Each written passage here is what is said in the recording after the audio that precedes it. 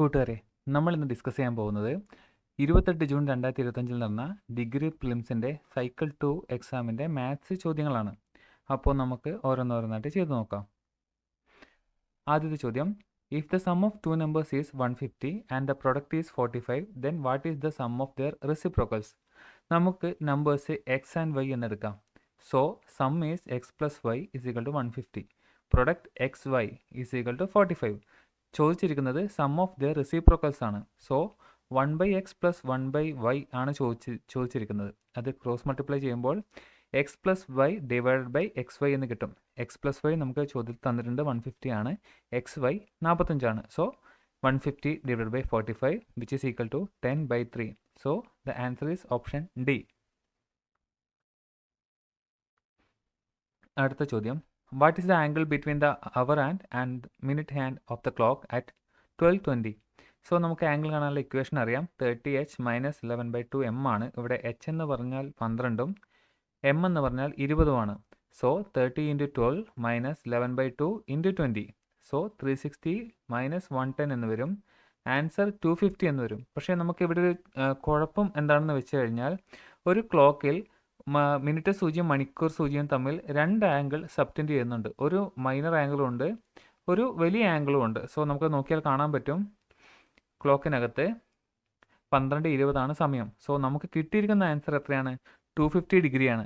പക്ഷേ ആ ആംഗിൾ നോക്കിക്കേ, 12ഉം 4നും ഇടയിൽ ഒരു ആംഗിൾ കൂടി അവിടെ സബ്റ്റൻഡ് ചെയ്യുന്നില്ലേ? അതെത്രയാണ്? 360 നിന്നും 250 കുറച്ച് കിട്ടുന്ന 110 ഡിഗ്രിയാണ്.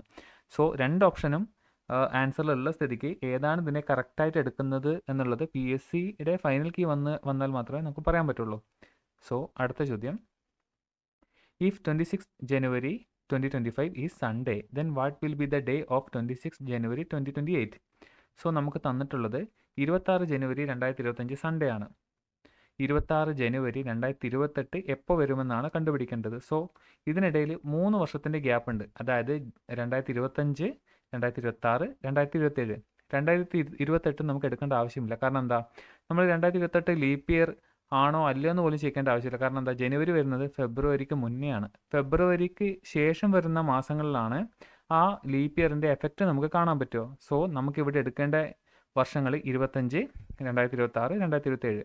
ഇത് മൂന്നും ലീപ്പ് ഇയേഴ്സ് അല്ല. സോ ഓഡ് ഡേയ്സ് വരിക ഓരോ വർഷവും ഓരോന്ന് വെച്ചിട്ടായിരിക്കും. So total number of odd days is equal to 3. So 26 ജനുവരി 2025 സൺഡേയോട് കൂടി ആ സൺഡേയോട് കൂടി പ്ലസ് 3 ഡേയ്സ് കൂട്ടുക. അപ്പോൾ സൺഡേ കഴിഞ്ഞ് Monday, Tuesday, Wednesday. So option answer Wednesday ആണ്. So option C. അടുത്ത ചോദ്യം, if earth is written as FCUXM in a certain code, then how is spoon written in that code? So നോക്കിക്കഴിഞ്ഞാൽ മനസ്സിലാവും, E കഴിഞ്ഞ് അടുത്ത് തന്നെ F വന്നു. A കഴിഞ്ഞ് ഒരക്ഷരം കഴിഞ്ഞാണ് സി വന്നിരിക്കുന്നത്. എ കഴിഞ്ഞ് ബി കഴിഞ്ഞാണ് സി വന്നിരിക്കുന്നത്. അടുത്തത് ആർ കഴിഞ്ഞ് എസ്, ടി കഴിഞ്ഞാണ് യു. അതുപോലെ ടി കഴിഞ്ഞ് 3 ആൽഫബറ്റ്സ് കഴിഞ്ഞിട്ടാണ് എക്സ് വന്നിരിക്കുന്നത്. എച്ച് കഴിഞ്ഞ് 4 ആൽഫബറ്റ് കഴിഞ്ഞിട്ടാണ് എം വന്നിരിക്കുന്നത്. അതുപോലെ സ്പൂൺ എങ്ങനെ എഴുതാം ഒന്ന് നോക്കിക്കേ. എസ് കഴിഞ്ഞ് അപ്പോൾ തന്നെ ടി എഴുതി, പി കഴിഞ്ഞ് ഒരു ആൽഫബറ്റ് കഴിഞ്ഞ് ആർ എഴുതി, ഒ കഴിഞ്ഞ് 2 ആൽഫബറ്റ് കഴിഞ്ഞ് ആർ എഴുതി, ഒ കഴിഞ്ഞ് 3 ആൽഫബറ്റ് കഴിഞ്ഞ് എസ് എഴുതി, അങ്ങനെ എൻ എഴുതി. സോ നമ്മുടെ ആൻസർ എന്തായിരിക്കും? TRRSS. So answer is option C. അടുത്ത ചോദ്യം, what is the value of 40 divided by 10 minus 4 plus 32 divided by 4 plus 10 divided by 2 minus 1?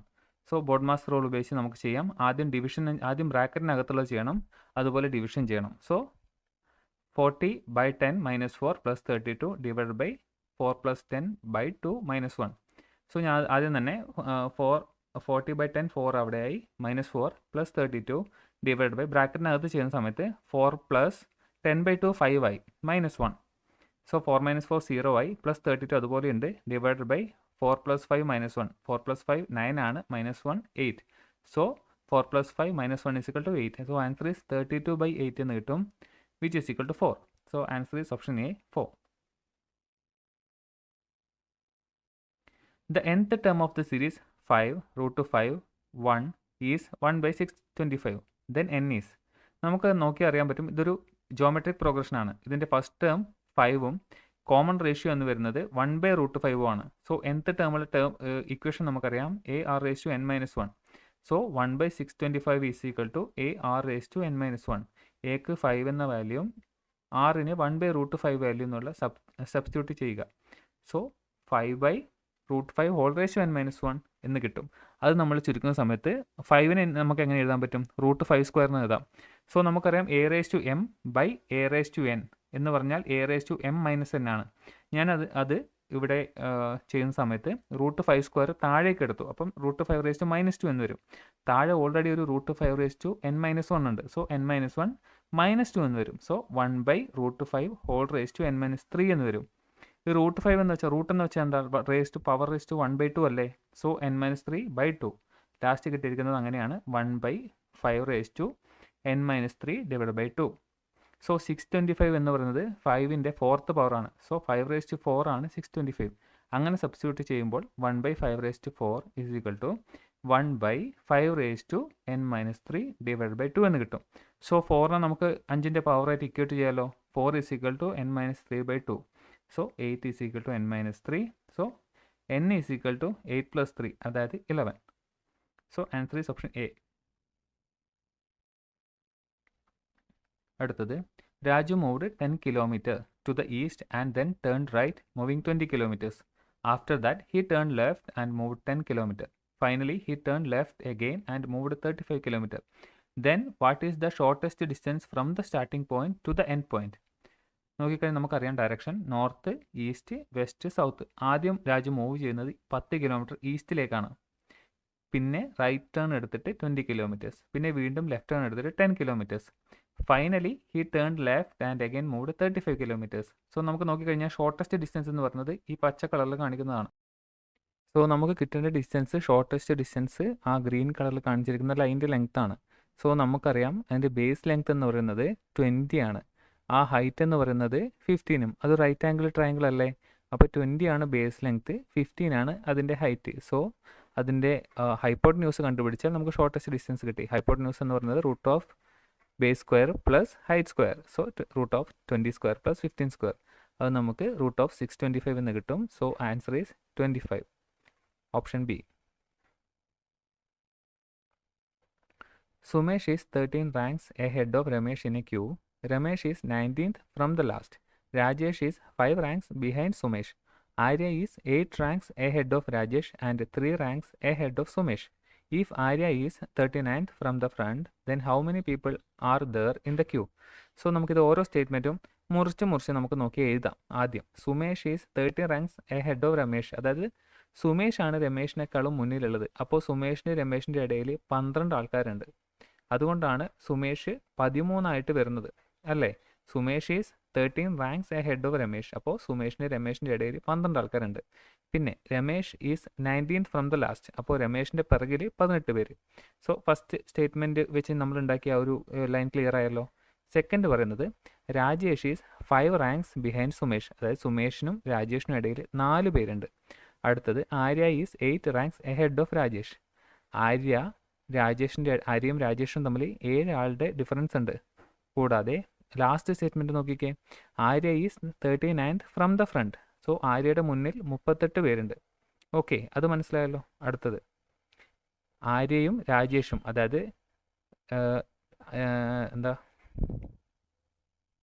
Arya is 8 ranks ahead of Rajesh and 3 ranks ahead of Sumesh. അപ്പോൾ ആര്യയും സുമേഷും തമ്മിൽ 2 പേരുടെ gap ഉണ്ട്. So first line നമുക്കെടുത്ത് നോക്കാം. സുമേഷ്, രമേഷ്. പിന്നെ സുമേഷും രമേഷിൻ്റെ ഇടയിൽ 12 പേരും രമേഷിൻ്റെ പിറകിൽ 18 പേരും. പിന്നെ സുമേഷ് കോമൺ ആയിട്ട് വരുന്ന അടുത്ത സ്റ്റേറ്റ്മെൻറ്റ് ഏതാ ഉള്ളത്? ലാസ്റ്റ് സ്റ്റേറ്റ്മെൻറ്റ് നോക്കിക്കേ. ആര്യയും സുമേഷും തമ്മിൽ 2 പേരുടെ ഡിഫറൻസ് ഉണ്ട് അല്ലേ? സുമേഷ് കഴിഞ്ഞ്, അതെ, സുമേഷാണ് ഇവിടെ കോമൺ ആയിട്ട് എടുത്തിരിക്കുന്നത്. സോ സുമേഷ് കഴിഞ്ഞ് 2 പേര് കഴിഞ്ഞിട്ടാണ് ആര്യ വരുന്നത്. അടുത്ത സ്റ്റേറ്റ്മെൻറ്റ് നോക്കാം. ആര്യയുടെ മുന്നിൽ എത്ര പേരുണ്ട്? 38 പേരുണ്ടെന്ന് പറഞ്ഞിട്ടുണ്ടല്ലോ സ്റ്റേറ്റ്മെൻറ്റ്. സോ ആര്യയുടെ മുന്നിൽ 38 പേരുണ്ട്. സോ ആ ടോട്ടൽ ലൈൻ നോക്കിക്കേ, എത്ര പേരുണ്ട്? 38ഉം 2ഉം 12ഉം 18ഉം പിന്നെ ആര്യയും സുമേഷും രമേഷും. So 40 + 30 + 3 which is equal to 73. So the answer is option D. അടുത്തത്, Raju is the son of Ram's father's sister. Vikram is the son of Radha, who is the mother of Arun and grandmother of Ram. Keshu is the father of Priya. Keshu is also the grandfather of Raju. Radha is the wife of Keshu. How is Raju related to Radha? First statement Raju is the son of rams father sister.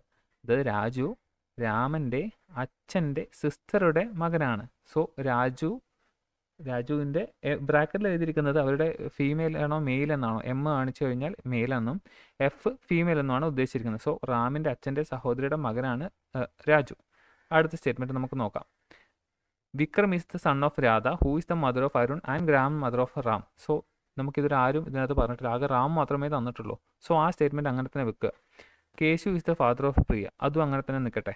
Keshu is also the grandfather of Raju. Raju നമ്മുടെ കയ്യിലുണ്ടല്ലോ, അപ്പോൾ കേശു ആരാ? Grand father of Raju അല്ലേ? നോക്കിക്കേ, രാജുവിൻ്റെ grand ഫാദറാണ് Keshu. അടുത്ത statement നോക്കിയേ, Keshu is the father of Priya. പ്രിയയെ കിട്ടിയിട്ട് നമുക്ക് ഇവിടെ ഒരു ആവശ്യമില്ല. ചോദിക്കാൻ പോകുന്നത് how is Raju related to രാധയാണ്. അപ്പോൾ രാധയെ കിട്ടണം. രാധയെ എവിടെ നമ്മൾ വെക്കും? Vikram is the son of Radha who is the mother of Arun and grandmother of Ram. റാമിൻ്റെ ഗ്രാൻഡ് മദറാണ് അല്ലേ? കൂടാതെ ഒരു സ്റ്റേറ്റ്മെൻറ്റ് കൂടി തന്നിട്ടുണ്ട്, Radha is the wife of Keshu. So കേശുവിൻ്റെ വൈഫാണ് രാധ. ചോദ്യം ചോദിച്ചിരിക്കുന്നത് രാധയും രാജുവും തമ്മിലുള്ള ബന്ധമാണ്. സോ രാധയുടെ ആരാണ്? ഗ്രാൻഡ് സൺ ആണ് അല്ലേ? So answer is option C. അടുത്തത്, if x - 4, x - 2 and x are prime numbers then x + 2 ഈസ്. സോ നമുക്കിത് ജസ്റ്റ് നമ്പർ ഇട്ട് നോക്കിയാൽ മതി, ഏതെങ്കിലും ഒരു നമ്പർ. സോ ഞാൻ ആദ്യം 4 വലിയൊരു പ്രൈം നമ്പർ 5 ഇട്ട് കൊടുത്ത് നോക്കിയപ്പോൾ 5 - 4 3 കിട്ടി. 5 - 4 1 കിട്ടി. 1 is not a prime number. So നമുക്കത് 5 എടുക്കാൻ പറ്റില്ല. അടുത്ത് ഞാൻ 7 എടുത്ത് നോക്കി. 7 - 4 3 ഒരു പ്രൈം നമ്പറാണ്. 7 - 2 5 ഒരു പ്രൈം നമ്പറാണ്. 7 is also A prime number. So 7 ഈ ഇക്വേഷൻ സാറ്റിസ്ഫൈ ചെയ്യുന്നുണ്ട്.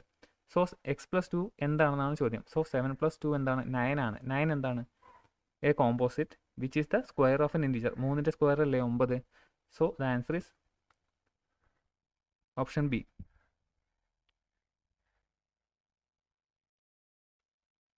If increasing 10 by x% gives the same value as decreasing 30 by x%, then what is x? 10നോട് 10ൻ്റെ x% കൂട്ടി അത് 30ൽ നിന്നും 30ൻ്റെ x% കുറച്ചതിന് തുല്യമാണ്. സോ ഇക്വേഷൻ നമുക്ക് ഇങ്ങനെ കിട്ടും. സോ എക്സ് ഉള്ള ടേംസ് ഒക്കെ ഒരു സൈഡിലേക്ക് എടുക്കുന്നു. 30/100 + 10/100 × x = 20. So 40/100 × x = 20. X = 100 × 20/40 which is equal to 50. So answer is option D. The diameter of a wheel of a car is 77 cm. How much distance will the car move during 1000 revolutions of the wheel in meters? നമുക്കറിയാം ഒരു കാറിൻ്റെ rotation എന്ന് വെച്ച് കഴിഞ്ഞാൽ ഒരു റൊട്ടേഷനിൽ അതിൻ്റെ ചുറ്റളവ്, അതിൻ്റെ പെരിമീറ്റർ ആയിരിക്കും അത് സഞ്ചരിക്കുന്ന ദൂരം. So diameter of A wheel തന്നിട്ടുണ്ട്. നമുക്കറിയാം പെരിമീറ്റർ കാണേണ്ട ഇക്വേഷൻ 2πr ആണ്. 2 × പൈക്ക് ഞാൻ 22/7 എന്ന് കൊടുത്തു. r എന്ന് പറഞ്ഞാൽ 77/2 ആണ്. 77 തന്നിരിക്കുന്നത് ഡയമീറ്റർ ആണ്. റേഡിയസ് എന്ന് പറയുന്നത് ഡയമീറ്ററിൻ്റെ പകുതി. So 22 × 22/7 × 77/2 which is equal to 242 centimetre. നമുക്കറിയാം ഒരു റെവല്യൂഷനിൽ അത് 242 സെൻറ്റിമീറ്റർ സഞ്ചരിക്കും. അങ്ങനെയാണെങ്കിൽ 1000 റെവല്യൂഷനിൽ 242 × 1000 which is equal to 242,000 centimetre. നമ്മളോട് ചോദിച്ചിരിക്കുന്നത് ഇൻ മീറ്റേഴ്സ് ആണ്. നമുക്കറിയാം 100 സെൻറ്റിമീറ്റർ ആണ് 1 മീറ്റർ.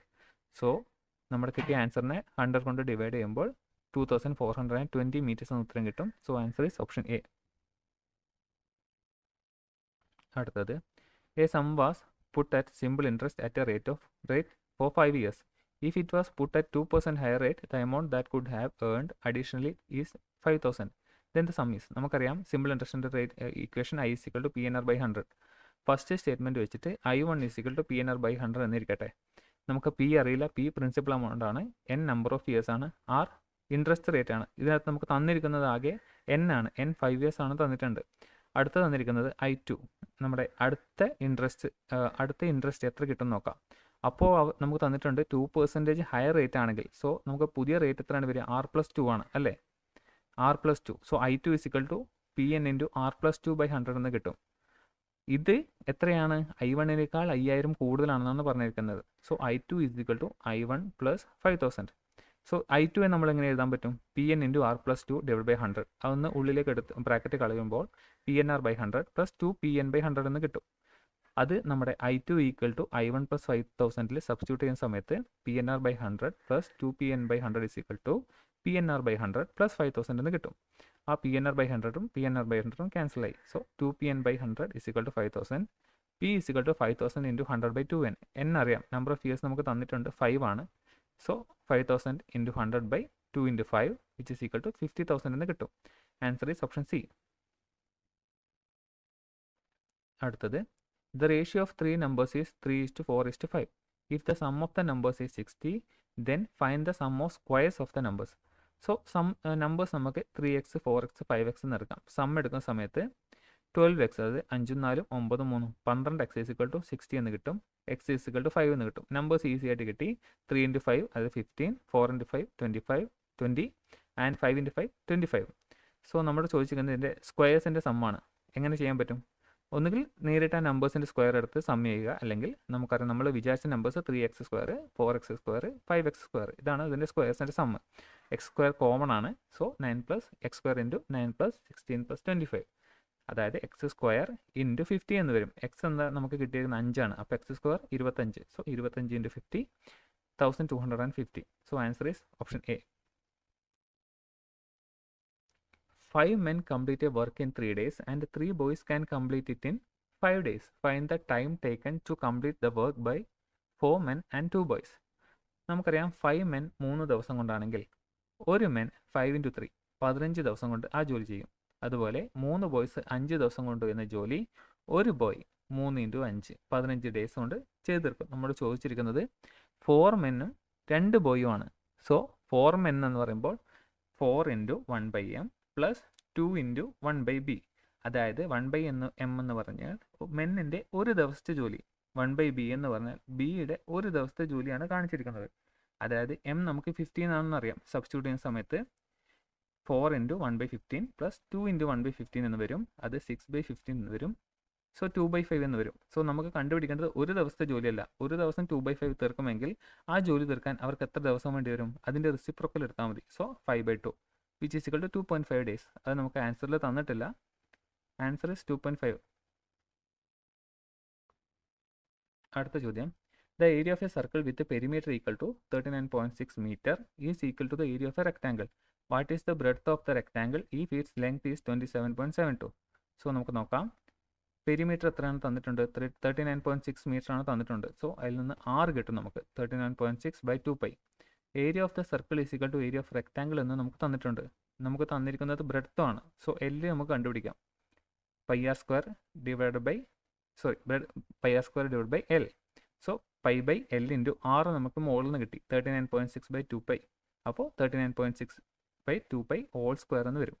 സോ ആൻസർ വരിക 1/27.72 × 39.6/2. ഒരു പൈയും ക്യാൻസലായി. പിന്നെയുള്ളത് 39.6/2π. സോൾവ് ചെയ്താൽ ആൻസർ നമുക്ക് 4.5 എന്ന് കിട്ടും. Answer is option C.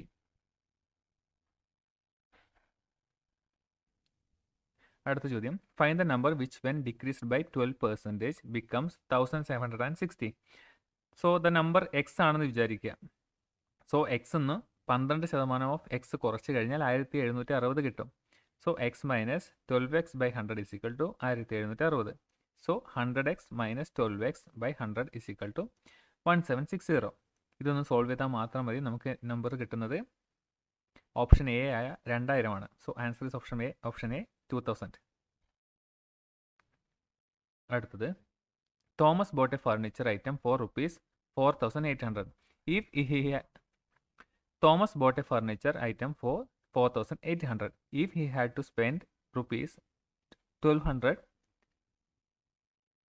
Thomas bought a furniture item for ₹4,800. If he had to spend ₹1,200 for polishing the item before selling, then find the profit or loss percent if the selling price is ₹5,400.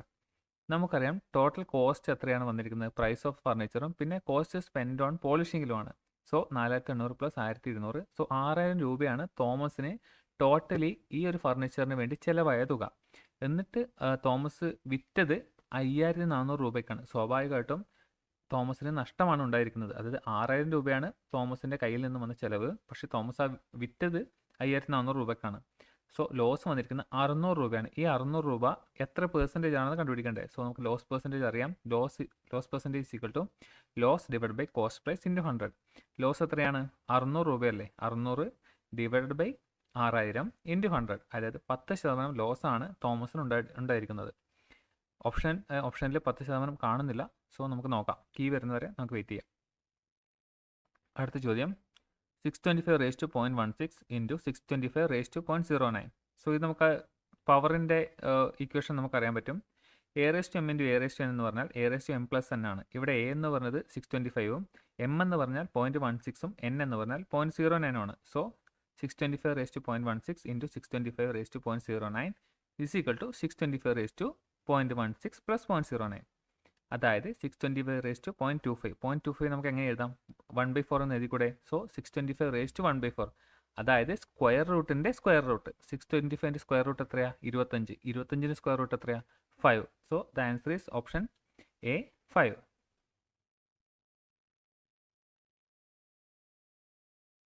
Thank you guys for watching.